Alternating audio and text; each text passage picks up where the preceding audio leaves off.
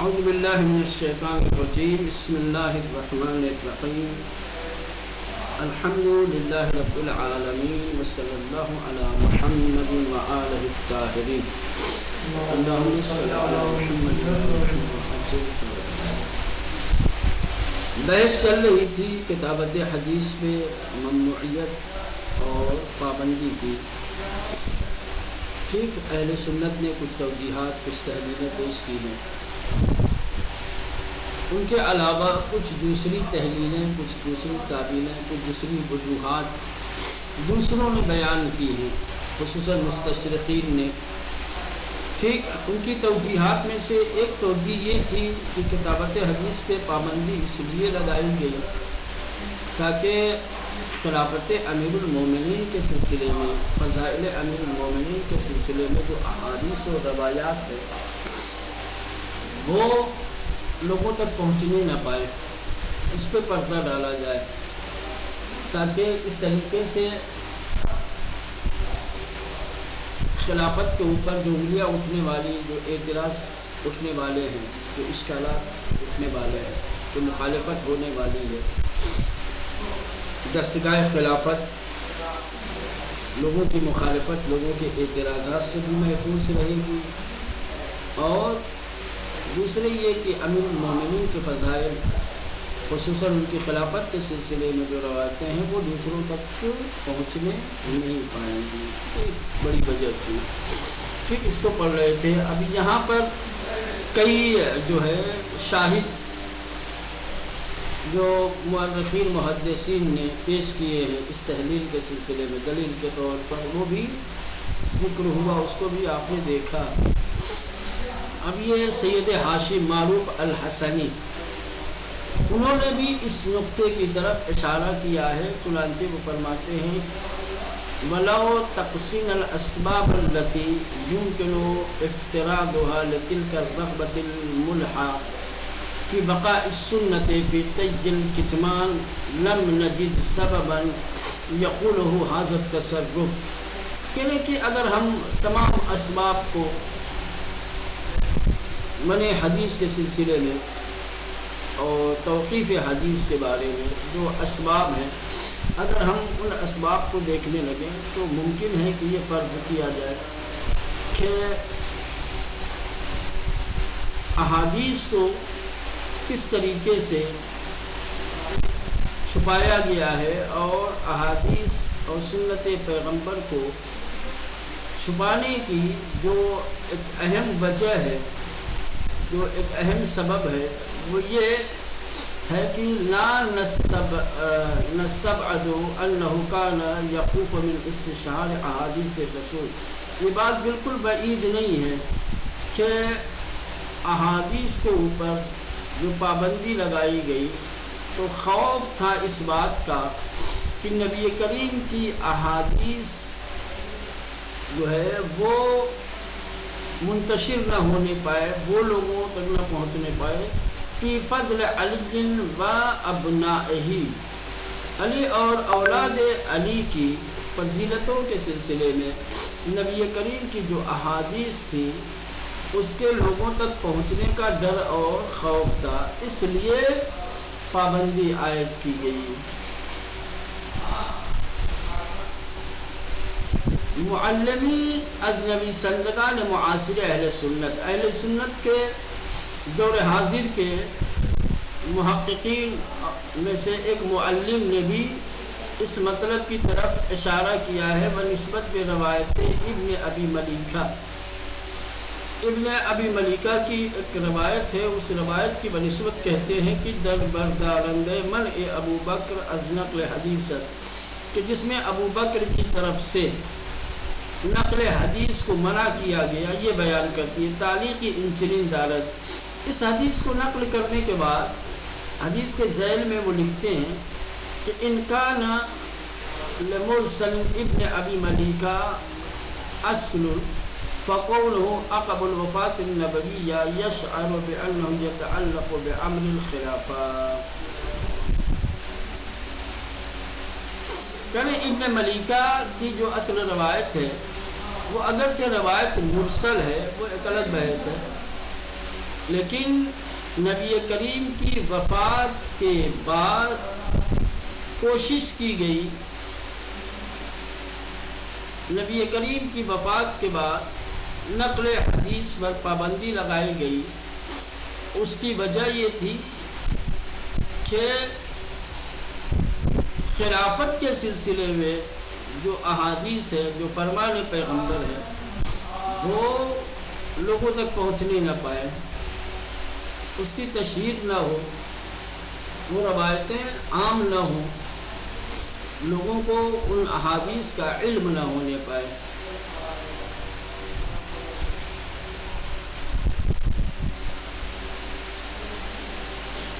کان الناس عقب البیع بقوا یختلفون، کہہ رہے ہیں کہ بیعت کے بعد لوگ اختلاف پر باقی رہے۔ امیر المومنین علیہ السلام کی غزو خلافت کے بعد ثقیفہ کے اندر وہ خلافت کے نام پر دوسرے کے ہاتھوں پر بیعت ہوئی، تو بیعت کے بعد ایسا نہیں کہ اختلاف ختم ہو گیا، بیعت کے بعد بھی اختلاف باقی تھا۔ یقول احدہم، اب یہ جو لوگ اختلاف کر رہے تھے بیعت کو لے کر کے، خلافت کو لے کر کے، تو اس میں کا ایک کہتا ہے ابو بکر اہلا، کہ خلافت کا اہل جو ہے وہ ابو بکر ہے، لأن النبی قال، کیونکہ اللہ کے نبی نے فرمایا کیا، کیت وکیت، فیقول آخرون فلان قد قال النبی کیت وکیت، فأحب ابو بکر صرفهم عن الخوض في ذلك وتوجيههم الى القرآن۔ اس میں ایک وجہ یہ تھی، دیکھو کوئی کہہ رہا تھا کہ اللہ کے نبی نے ابو بکر کو کہا ہے، کسی نے کہا اس کو، کسی نے کہا اس کو، تو ابو بکر والی کو لوگوں نے پیش کیا،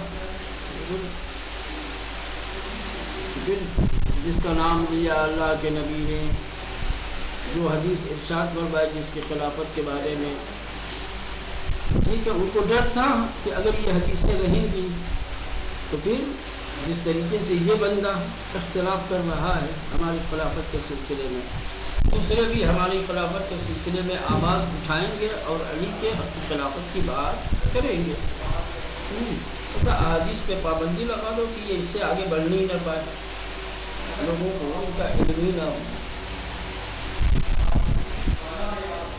اور پھر اس کی توجیہ پیش کی گئی اور کہا گیا کہ اس کو قرآن کی طرف جو ہے کیا جائے، احادیث کو ایک طرف رکھا جائے، احادیث سے مسائل حل نہیں ہوں گے، قرآن مجید کی طرف رجوع دیا جائے، قرآن ہمارے لیے کافی ہے، یہ تمام چیزیں۔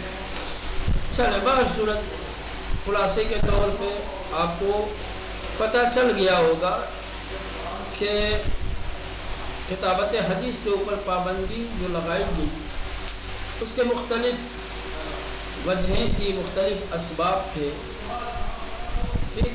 اس میں سے ایک سبب یہ تھا کہ علی اور اولاد علی کے فضائل اور ان کی خلافت کے سلسلے میں جو احادیث تھی، ان احادیث کو چھپانا مقصود تھا، ان احادیث کو دوسرے تک پہنچنے سے روکنا تھا، اس لیے کتابت حدیث پر پابندی لگائی گئی۔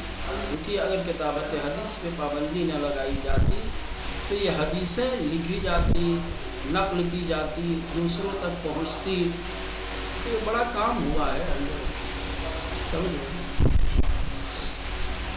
چلے بس زیادہ توقیف کتابت۔ اب یہ ایک مستقل بحث ہے کہ کتابت حدیث پہ جو پابندی عائد کی گئی، کتابت حدیث کو جو ممنوع قرار دیا گیا، تو اس کا وخیم نتیجہ، اس کا نقصان کیا ہوا؟ منع کتابت حدیث سے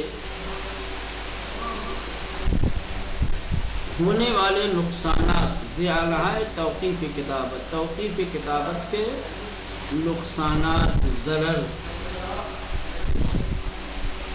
تا انجاب ادلے من و تحلیل ہائی کی آسان صورت گرفتے اس پر داختی، کہنے کہ یہاں تک ہم نے منع کتابت حدیث کے سلسلے میں جو دلیلیں تھیں، جو تحلیلیں تھیں، اس کو پیش کیا، اس کو بیان کیا۔ در پایان ان مبحث، اس بحث کی آخر میں بپاری از زیانہائی کی توقیف کتابت بے دنبالداشت اشارے میں کنی ہے، یعنی کچھ ایسے نقصانات کے سلسلے میں کہ جو توقیف کتابت کی وجہ سے وجود میں آئے ہیں، ہم ان کی طرف اشارہ کرنا چاہتے ہیں۔ آسان لفظوں میں منع کتابت حدیث کی وجہ سے جو نقصانات ہوئے ہیں، ان میں سے کچھ نقصانات کو ہم یہاں پر بیان کرنا چاہتے ہیں۔ سب سے پہلی چیز، ازمیان رفتن پارئی از احادیث، احادیث کے کچھ حصوں کا کیا ہے، محو ہو جانا، ختم ہو جانا۔ کتابت حدیث پہ پابندی نہ لگائی گئی ہوتی تو بہت ساری حدیثیں ضائع نہ ہوتی۔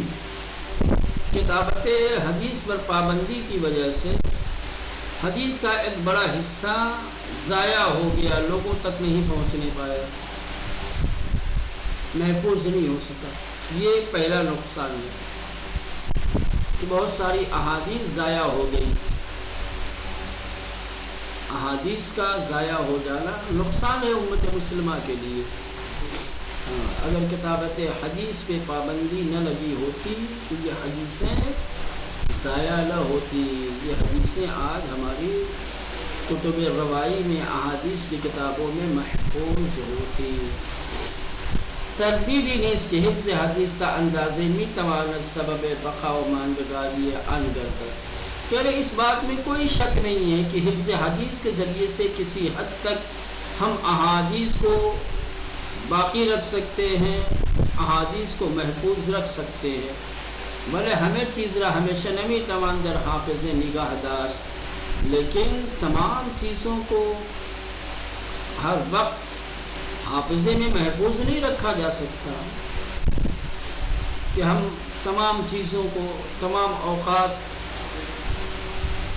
حافظے پہ بھروسہ کر کے یاد رکھیں۔ محدثان خود بے ان امر اعتراف دار، یہ وہ بات ہے جس بات کا خود محدثین اعتراف کرتے ہیں، کہتے ہیں کہ ہر چیز کو حافظے میں ہمیشہ محفوظ نہیں رکھا جا سکتا۔ اگر حفظ حدیث کے ذریعے سے کسی حد تک حدیث کی حفاظت کی گئی، حدیث کو بچایا گیا، لیکن تمام احادیث کو، تمام چیز کو ہم حافظے میں ہمیشہ محفوظ رکھ سکیں، یہ ممکن بات نہیں ہے۔ اور یہ وہ بات ہے جس کو محدثین بھی قبول کرتے ہیں کہ یہ حقیقت ہے، یہ ایک سچائی ہے کہ حافظے میں ہمیشہ ہر چیز یا محفوظ نہیں رکھتی۔ یحییٰ ابن سعید میں نویست، یہ یحییٰ ابن سعید یہ لکھتے ہیں کہ من در حالی علماء را یافتم کہ از نوشتن حدیث کراہت داشتن، میں نے لوگوں کو، علماء کو اس حال میں پایا کہ جو حدیث کو لکھنے سے کتراتے تھے، پسند نہیں کرتے تھے حدیث کو لکھنا۔ میں نے علماء کو اس حال میں دیکھا کہ حدیث کو جو لکھنا ناپسند کرتے تھے۔ اگر ما در آن روزہ میں نوشتیم، اگر ہم ان دنوں لکھتے تھے تو لکھے ہوتے تو امروز علوم زیادی از دانش سعید بن مسیب برائے او داشتے، تو بہت سارے علوم، بہت سارے علم و دانش سعید بن مسیب اور اس کے رائے کے ہمارے پاس ہوتے۔ یعنی وہ اپنے زمانے کے احوال بیان کر رہے ہیں، کہنے کہ ہم نے ایسے حالات میں زندگی گزاری ہے، ایسے دور میں زندگی گزاری ہے کہ جب لوگ کتابت حدیث کو پسند نہیں کرتے تھے، ایک ناپسند اور مکروہ عمل سمجھتے تھے۔ وَإِلَّا اگر لوگوں نے کتابت حدیث کو پسند کیا ہوتا اور لوگ احادیث کو لکھتے تو یہ سعید ابن مسیب یہ وہ شخص ہے کہ جس کے ذریعے سے بہت سارے علوم، بہت سارے نظریات، بہت ساری علمی باتیں ہم تک پہنچی ہوتی، لیکن وہ کتابت حدیث کی وجہ سے کہ لوگوں نے پسند نہیں کیا، نہیں لکھا، تو وہ علوم ضائع ہو گئے، وہ علوم ہم تک نہیں پہنچے۔ تحاوی معتقد است کہ اگر احادیث مدون بود ابو حنیفہ ان ہمیں قیاس نہیں کر۔ تحاوی کا اعتقاد یہ ہے، وہ یہ کہتا ہے کہ اگر تمام احادیث مدون ہوتی، تمام حدیثوں کو اگر تحریری شکل دی گئی ہوتی تو ابو حنیفہ کو قیاس کرنے کی ضرورت نہ پڑتی۔ ابو حنیفہ کے قیاس کرنے کی وجہ احادیث کا فقدان ہے۔